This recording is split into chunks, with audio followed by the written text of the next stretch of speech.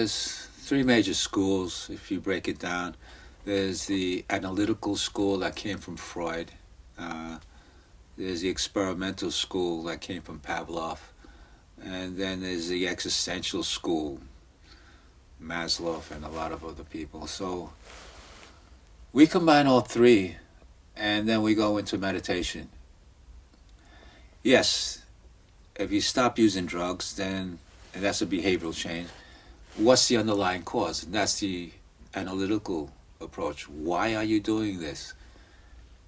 The existential school says it doesn't matter why. It doesn't matter about changing your behavior, accept the person as he is now, and just the way you are is enough, and doesn't matter why or your behavior. We use all three. And in the beginning, it's a lot of behavioral change. Change the behavior so that the underlying cause can come up. Later on, we can go into meditation, and then you can go into the existential. Life is beautiful just the way it is, and there's nothing to be upset about. So those are the three approaches out there. The exciting school for me is what they call heart math. Heart math like in mathematics.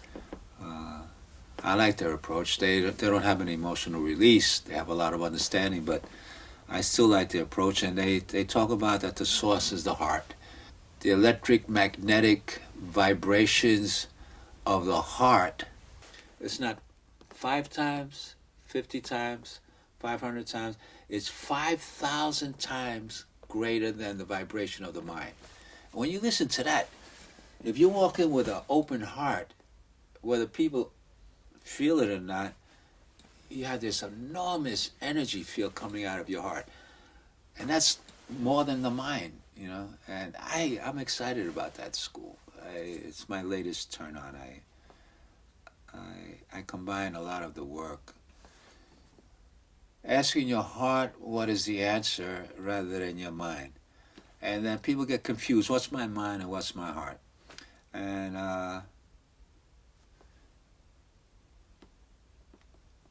it becomes your heart when you're looking for positive solutions. It becomes your mind when you start analyzing things. So, you're having a conflict with your relationship, for instance. You look at your heart and you say, what's the best solution for me and what's the best solution for the other? Not just what's the best solution for me. So, if you really look and you ask your heart, what's the answer? It's always short answers such as patience, give more, relax. Not a whole lot of mental concepts. And that's good for you and it's good for the other. But it always has to be positive. If it's negative, it's mental. It's a reaction. But the heart is always looking for the best solution. The heart wants to keep beating. And it's in its interest to flow and to beat. The mind, it wants to protect and analyze and things like that. So if you have a problem with your relationship, you got to always ask yourself, what's the best solution? What's good for me? What's best for me and the other? And that's not often it's fuck you, me first, and that's a conflict, and that's mental again. So the source is, what's the best answer? From the heart. And the heart is, like I said, is always positive. If it's not positive, it's mental. And if it's mental, you can go on with that forever. So I'm excited about that approach, and I try to get people into that. What's the best solution? You're having a conflict? What's the best answer for you and the other? And if you hear them say blah, blah, blah, blah, blah, blah, I say, no.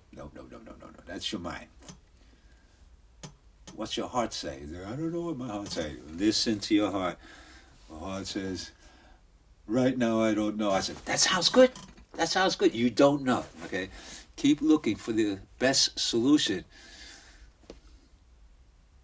Try harder. Oh, great. The other person needs that you try harder. Patience. Give more. Love more. Care. Respect. understand. Simple, and it's all good things. So that's my latest approach. It's a heart affair, not a.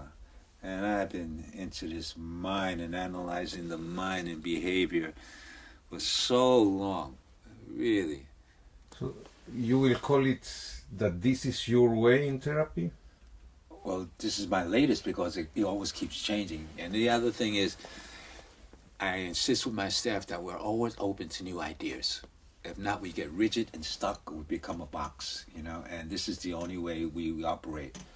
And so, yes, this is my latest. And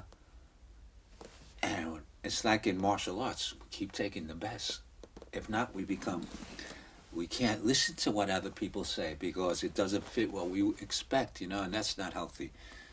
And I'm always trying to emphasize this with the staff. Be open to new experiences. This is one of Osho's concepts. Be open to new experiences. He was once asked, what's the definition of a sannyasa? And he said, I can only give you indications. And he gives a talk for about an hour and a half, indications.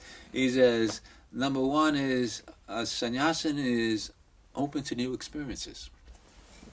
I thought he was going to say, get down and pray, you know, once a week, or do these rituals, or what most religions are expected to do. And he is throwing it right back on you, man. Be open to new experiences. So I picked that up and I put that onto my staff. Be sure you're not closed. You say, no, this doesn't fit and this doesn't fit. We've had so many approaches here.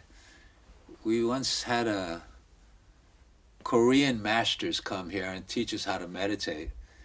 And they were using ba ba ba ba boo ba ba ba ba ba. We were all chanting these words. And I remember asking the Korean master, what do these words mean? And he said, it doesn't mean anything. And then I started to laugh. I thought, oh, okay. Now it makes sense, because I was thinking, like, what the hell? Ba ba ba ba ba boo ba ba ba. Now, if I was closed and said meditation is supposed to be this way, I never would have appreciated that, you know. And I say, it has no meaning. It's just everyone being in tune with each other.